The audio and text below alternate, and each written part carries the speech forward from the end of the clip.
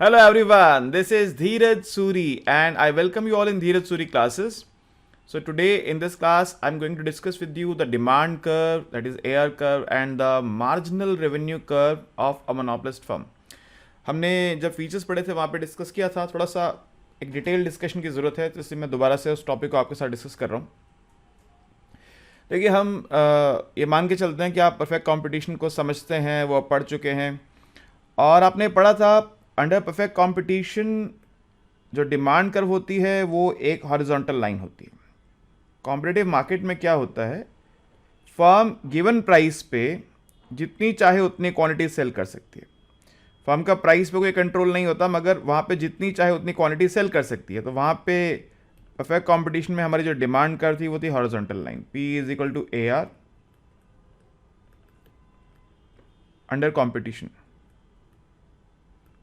अगर हम कंपटीशन की बात करते हैं तो वहां पे ऐसा कोई क्लॉज नहीं था कि हम कितना बेच पाएगी, जितना सामान आपके पास है आप सब बेच सकते हैं। बस प्राइस जो मार्केट में प्रिवेल कर रहा है उस प्राइस पे आप कितनी भी क्वांटिटी सेल कर सकते हैं, राइट। मगर मोनोपोलिस्ट जो होता है वो प्राइस मेकर भी होता है और प्राइस टेकर भी होता है। तो अगर मोनोपोलिस्ट ये चाहे कि प्राइस भी मैं डिक्टेट करूं, तो मैं इसको अभी हटा रहा हूं कंपटीशन वाले काम को, तो प्राइस भी मैं डिक्टेट करूं और क्वांटिटी भी मैं ही तय करूं कि इतनी सामान लोग खरीदेंगे, तो ये नहीं होगा। मोनोपोलिस्ट अगर ज्यादा क्वांटिटी बेचना चाहता है तो उसको प्राइस कम करना पड़ेगा, और अगर प्राइस ज्यादा चाहता है तो कम क्वांटिटी बेच पाएगा। तो यानी उसकी जो डिमांड कर्व है, उसकी डिमांड कर्व होती है नेगेटिवली स्लोड। मैं अभी लीनियर मान के चल रहा हूं, ठीक है।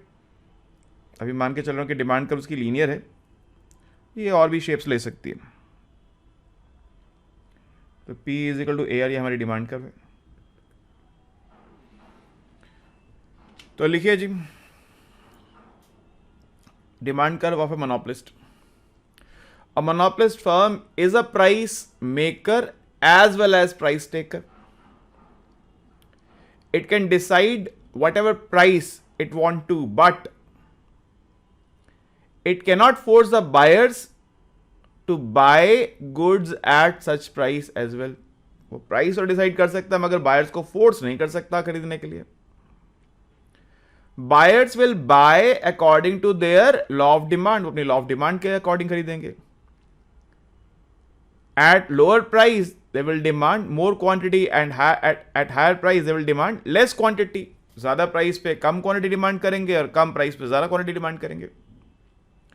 So if monopolist wants to keep the price high, if the monopolist wants to keep the price high, it will sell less quantity, and more quantity can be sold only at the lower price. अगर ज्यादा बेचना है तो price कम करना पड़ेगा, ठीक है। जैसे कि मैं मान के चलता हूं, अगर हमारे पास जो डिमांड कर्व है वो है P is equal to A minus B X, inverse demand function है। P is equal to A minus B X. तो ए यहां पे क्या है, ए है इसका वर्टिकल इंटरसेप्ट डिमांड कर्व का, vertical intercept. Let us assume that the demand curve, inverse demand curve faced by monopolist is P is equal to A minus Bx, where A and B both are positive. A is the vertical intercept of the demand curve. This demand curve is a downward sloping straight line. ये एक downward sloping straight line होती है। और अब यहाँ पे आपका total revenue क्या आएगा सर? टोटल रेवेन्यू होगा P इंटू एक्स, यानी कि ax minus B x square. Marginal revenue होगा derivative of total revenue with respect to x, यानी a minus two b x. M R होगा a minus two b x. यहां से आपको कुछ बातें बड़ी क्लियरली समझ में आती हैं। एक बात तो मुझको ये समझ में आती है कि जो डिमांड कर्व है उसका वर्टिकल इंटरसेप्ट और एम आर कर्व का वर्टिकल इंटरसेप्ट दोनों बराबर है। दोनों क्या है? दोनों है ए। ये पॉइंट है ए। मैं इसको थोड़ा आगे तक ले जाता हूं, इस डिमांड कर्व को एक्सिस पर टच करा देता हूं। जी एक्सिस पे मैं इसको टच करा रहता हूँ यहाँ पे।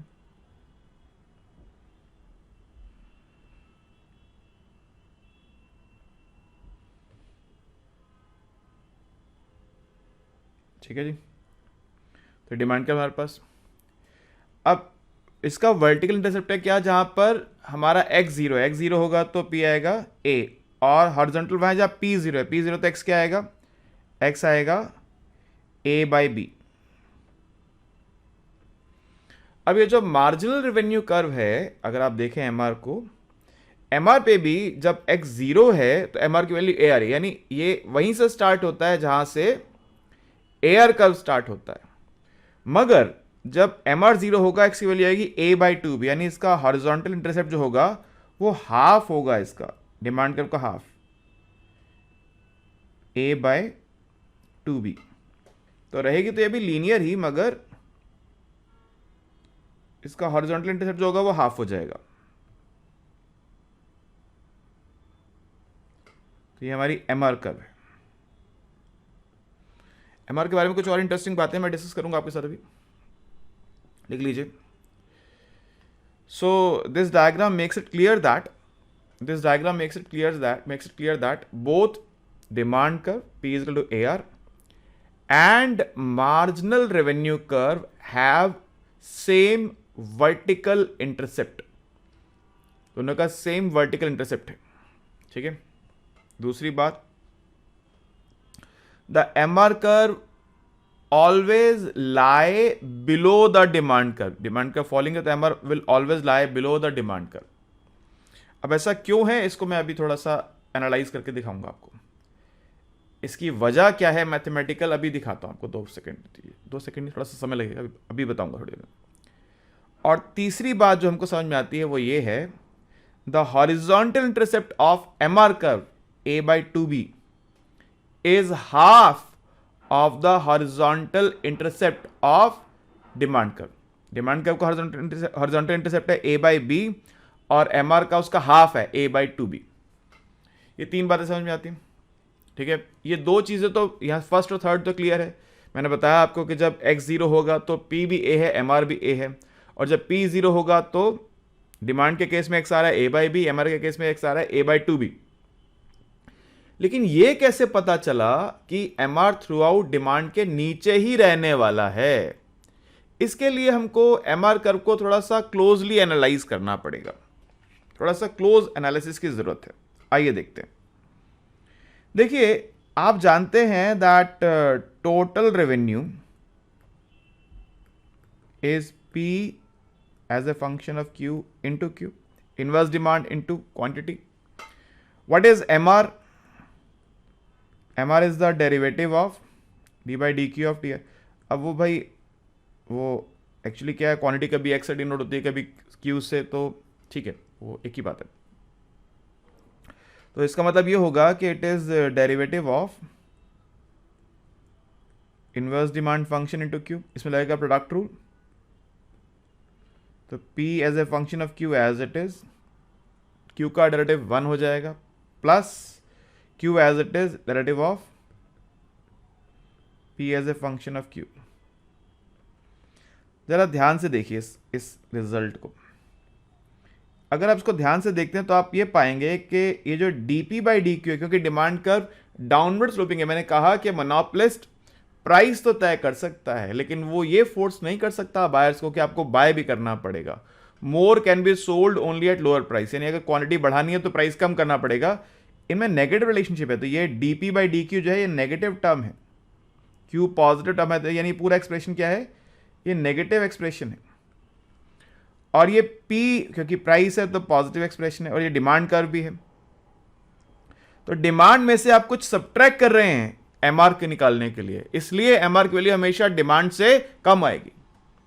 तो मैंने बताया था MR curve will always lie below demand curve, ये उसका मैथमेटिकल लॉजिक है। Because MR is demand plus some negative quantity, MR is demand plus some negative quantity. Negative quantity क्या है, dp by dq into q. Therefore, the value of MR will always be less than the value of the demand. So, MR will always lie below the demand curve. ठीक है। अब एक चीज और भी है, और वो ये है कि मार्जिनल रेवेन्यू बेसिकली डेफिनेशन क्या है एमआर की, what is MR? MR shows the change in total revenue due to change in quantity. जब क्वांटिटी चेंज करते हैं तो रेवेन्यू में क्या चेंज आएगा? तो ये जो एमआर है क्वांटिटी चेंज होने का, इसके ऊपर भी दो इसके ऊपर असर पड़ रहे हैं। एक तो पॉजिटिव इफेक्ट है, ये पॉजिटिव इफेक्ट है, और एक है नेगेटिव इफेक्ट। वजह बता चुका हूं नेगेटिव, क्योंकि DP by D Q negative term है। सो इस बात को आगे लिखते हैं, लिखिए effect of change in quantity on MR. The change in quantity has two opposite effects on MR. Two opposite effects on MR. One is positive effect and the other one is negative effect. पहले लिखिए positive effect. If the firm sells one additional unit, it will get some price P from that unit, and this price would be a positive quantity, so this is the positive effect. P is a positive effect. ठीक है। Second लिखिए negative effect. अब additional unit बेचने के लिए क्या करना पड़ेगा? प्राइस कम करना पड़ेगा, क्योंकि सेम प्राइस पे तो जितनी क्वांटिटी डिमांड हो रही थी वो हो रही थी। अगर आपको क्वांटिटी बढ़ानी है तो प्राइस घटाना पड़ेगा, एडिशनल क्वांटिटी बेचने के लिए प्राइस कम करना पड़ेगा। Negative effect, when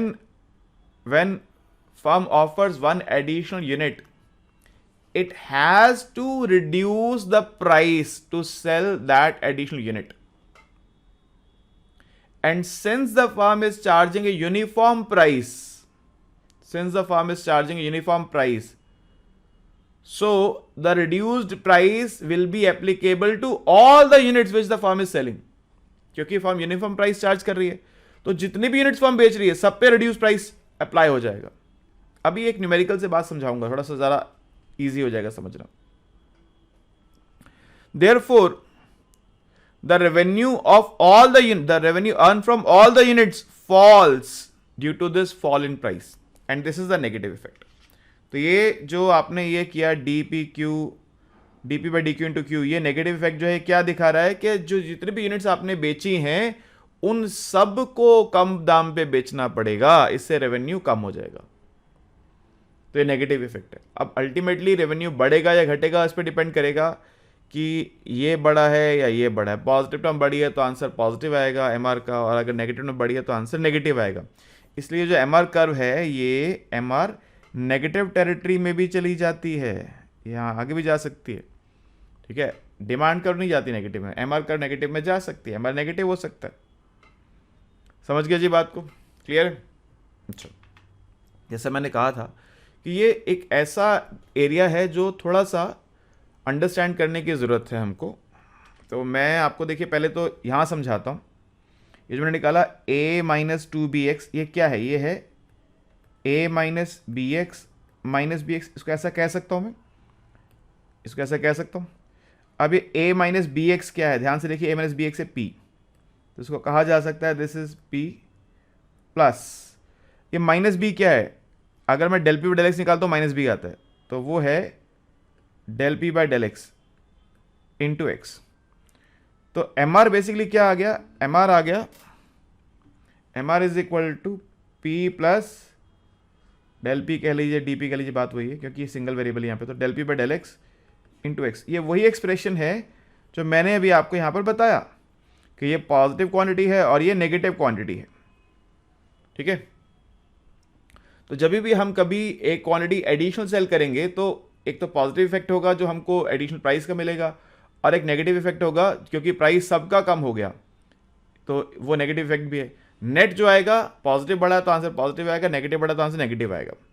या मैं एक बात बोल देता हूँ कि मैंने अभी बोला था कि मोनोपोलिस्ट जो है वो यूनिफॉर्म प्राइस चार्ज करता है, तो क्या ये ज़रूरी है? नहीं, ये ज़रूरी नहीं है। आगे जाकर एक कंसेप्ट आएगा जहाँ पे हम पढ़ेंगे प्राइस डिस्क्रिमिनेशन, जहाँ मोनोपोलिस्ट अलग अलग प्राइस चार्ज कर सकता है, लेकिन वो आगे आएगा। जब तक वहाँ नहीं पहुँचते या जब तक क्वेश्चन हमको ये नहीं कहता कि प्राइस डिस्क्रिमिनेशन अलाउड है, तब तक uniform price is the policy. ठीक है, देखिए एक न्यूमेरिकल नंबर्स की हेल्प से इस बात को थोड़ा और अंडरस्टैंड करने के लिए समझते हैं। सपोज मेरे पास डिमांड कर्व है P is equal to 100 minus 3x, suppose ये है, ठीक है। और फर्म जो है मान लीजिए 10 यूनिट सेल करिए एट x इक्वल 10, तो P क्या होगा? P होगा 100 माइनस 30 यानी कि 70। और यहाँ पे फर्म का रेवेन्यू क्या होगा? फर्म का रेवेन्यू है P इंटू एक्स, 70 इंटू 10 700। लेकिन अगर फर्म एक एडिशनल यूनिट सेल करना चाहती है, 10 नहीं 11 यूनिट सेल करना चाहती है, तो क्या होगा?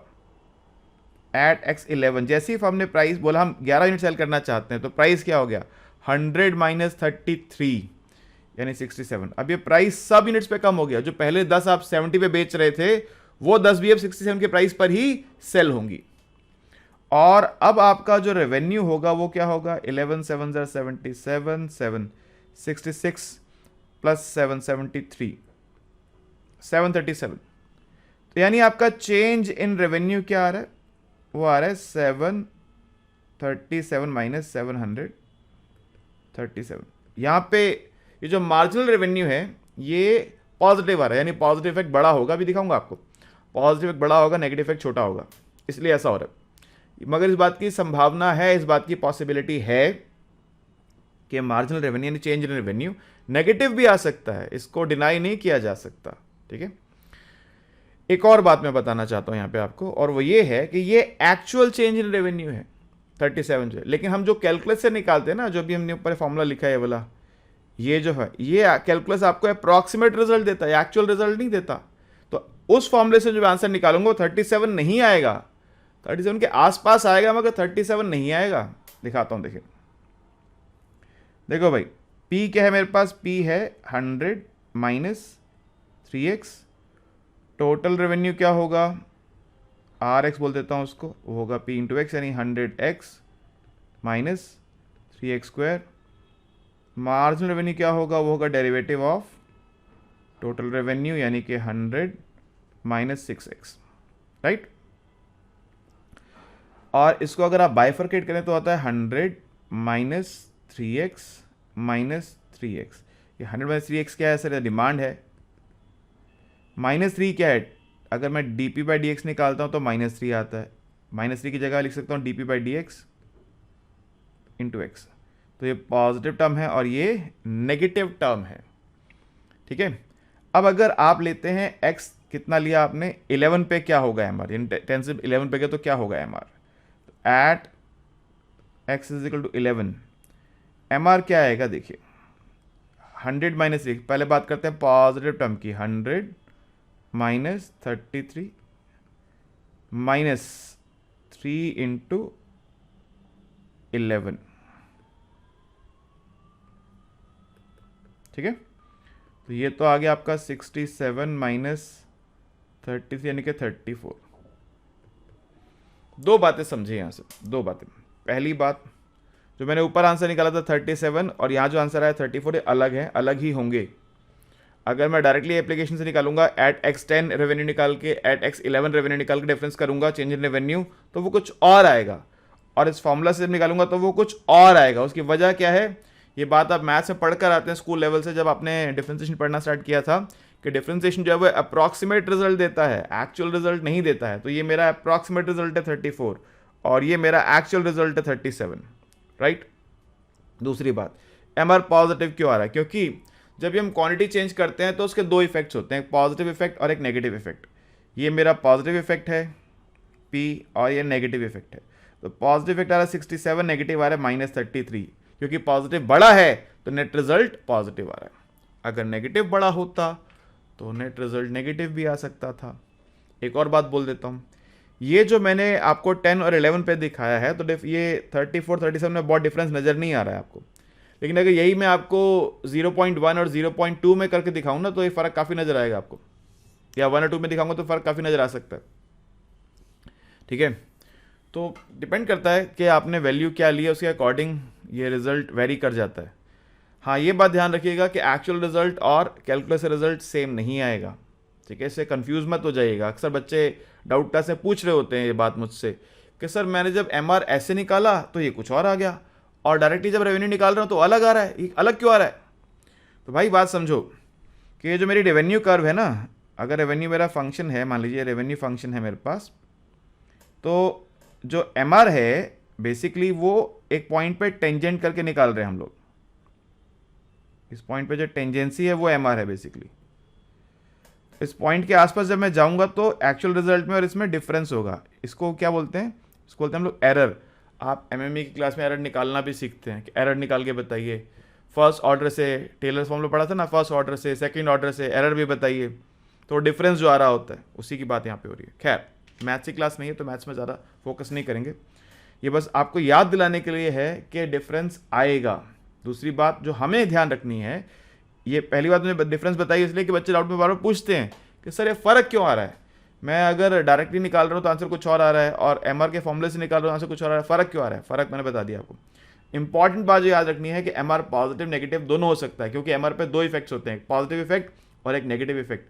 अगर पॉजिटिव इफेक्ट डोमिनेट करेगा तो एमआर का आंसर पॉजिटिव आएगा, और अगर नेगेटिव इफेक्ट डोमिनेट करेगा तो एमआर का आंसर नेगेटिव आएगा। ठीक है जी, क्लियर? तो ये होगी कहानी, राइट? तो अभी आज की क्लास में इतना ही। डिमांड कर्व करनी थी डिस्कस, होपफुली आप समझ गए हैं। अब यहाँ से आगे नेक्स्ट क्लास में चलेंगे। कोई क्वेरी आपके मन में है, कोई बात ऐसी है जो आप समझ नहीं पाए हैं, तो डाउट सेशन में आइए, डिस्कस कीजिए। राइट? Okay, thank you.